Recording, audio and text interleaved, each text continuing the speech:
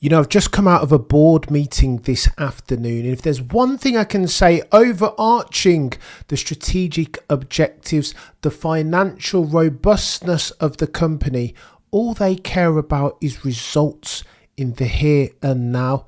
Take that and times it by 10. No to the power of 10 for Formula One, a sport where full send, where the story is told in tenths each and every single time. Of course, the likes of Mercedes, Red Bull are only going to care about the here and now. What have you done for me lately? And parlay that into the Scuderia Ferrari circumstance. They spent $100 billion on Sir Lewis, Carl Davis and Hamilton, and they will want to get a payoff from that investment. John Alkin's already said, listen, we didn't just sign Sir Lewis for all this marketing spiel. Nothing says success like success.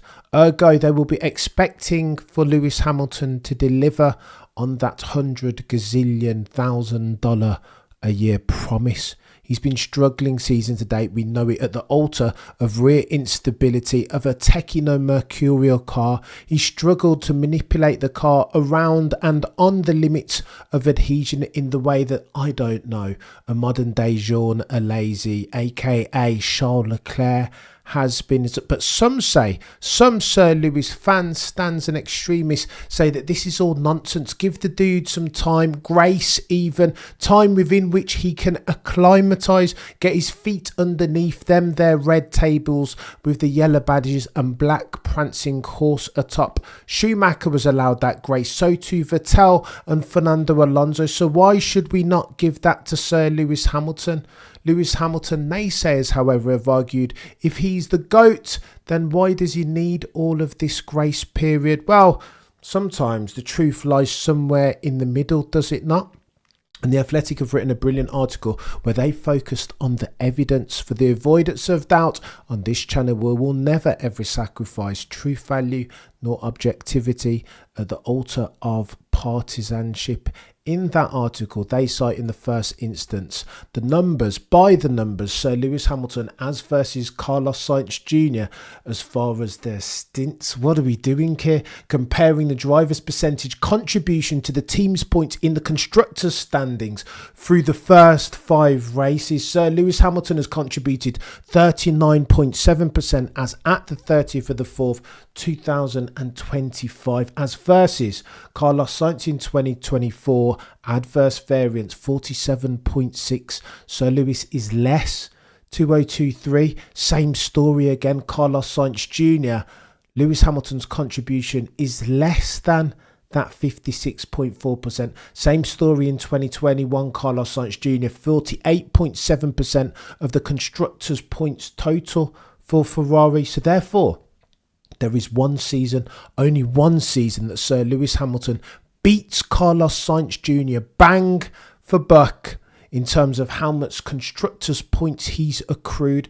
That season in the first 5 races is the 2022 season, where Carlos Sainz only amassed accrued even 33.8% versus Sir Lewis Hamilton's. Now, this is pertinent, is it not? Why? Because it's all about opportunity cost of cash per se. What I mean by that is they had themselves Carlos Sainz Jr. in that car. Therefore, they will be doing the compare and contrast at the board, saying we had that fella, the Spaniard, the man from Madrid last year. We're spending extra. This is causing us damage in financial resource terms. So what are we getting then in terms of incremental performance as versus that dude who was in the car last year? This doesn't paint the best picture, though, does it? Qualifying pace. Let's have a look at how Sir Lewis has been doing there. But again, context is key, is it not? For a couple different reasons. In the first instance, Sir Lewis has struggled throughout this era of ground effect cars in qualifying. Sector 3 mistakes have embodied, no, characterised Sir Lewis in that car. And again, potentially at the altar of managing the tyres over the course of one hot lap. So too, instability at the rear. Aggressive brakes don't suit this ground effect era of cars. But then, look at this. Go on then, check this out, because you would expect, if acclimatisation were the thing that Sir Lewis needs, that grace is what we need to extend the 7-time champion, the GOAT, as some say, then you would expect this graph to do one of these. The gap should get smaller, therefore, between Sir Lewis and Charles Leclerc, as at round 1 it was 0.218. In round 2, the Chinese Grand Prix, excessive skid plank wear settings, it was 0.094 in favour of Sir Lewis Carl Davidson Hamilton. Rejoice, therefore. Sir Lewis Hamilton fans all around the world even said Sir Lewis Hamilton is the GOAT. He will win the unprecedented 8th on the back of that Chinese Grand Prix. Sprint, pole and sprint race win. But thereafter, what's gone on? Round 3.4 is the difference. And again, Sir Lewis Hamilton slower than modern day Jean Alesi. 0.6 round 4 and then 0.5 round 5. It's getting techie than techie things. Ergo, there is a pattern forming, a trend building. That is material difference as far as adverse variance, the delta between Sir Lewis Carl Davidson Hamilton and one Charles Leclerc. Let's have a look at the first 5 Grand Prix finishes, eh?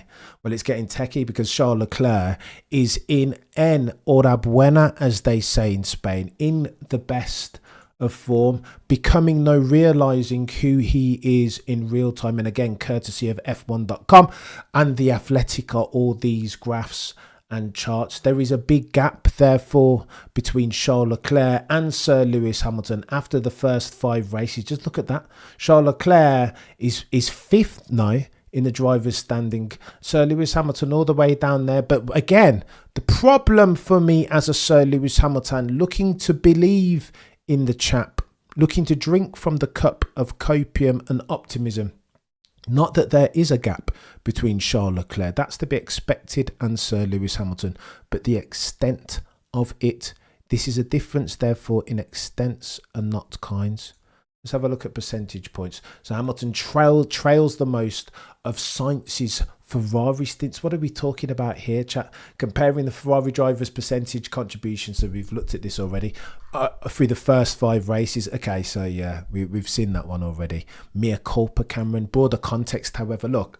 If Sir Lewis Hamilton is who we know him to be, once upon a time, 2018 settings, Singapore settings, 2010, Silverstone, 2007, round the outside of one Fernando El Plan Alonso, then you would expect Sir Lewis to be near the top of this table. These numbers are showing you the delta overall in qualifying on average between the 2 drivers across all of the different teams.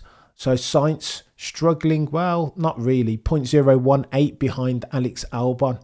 0.0 between the Haas pairing. 0.1 between McLaren and the Racing Bulls. 0.2 between the Sauber pairing. Check this out though. Now we're getting into some serious numbers. The delta between Sir Lewis Hamilton GOAT settings and Charles Leclerc on average 0.327, writes The Athletic.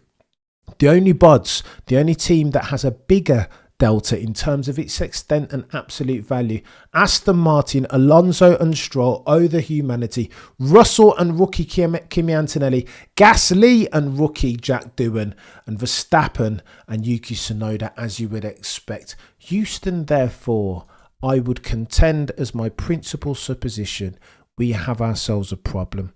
We understand the context now. This is data. But people say that men lie, women lie. Numbers and stats don't. No, they cannot. And Sir Lewis Hamilton, the delta between him and Charles Leclerc is material and growing greater by the race weekend. And that fills me as a Sir Lewis Hamilton fan, despite what the naysayers might say, with dread and woe. Lewis Hamilton needs to turn this around quickly, forthwith.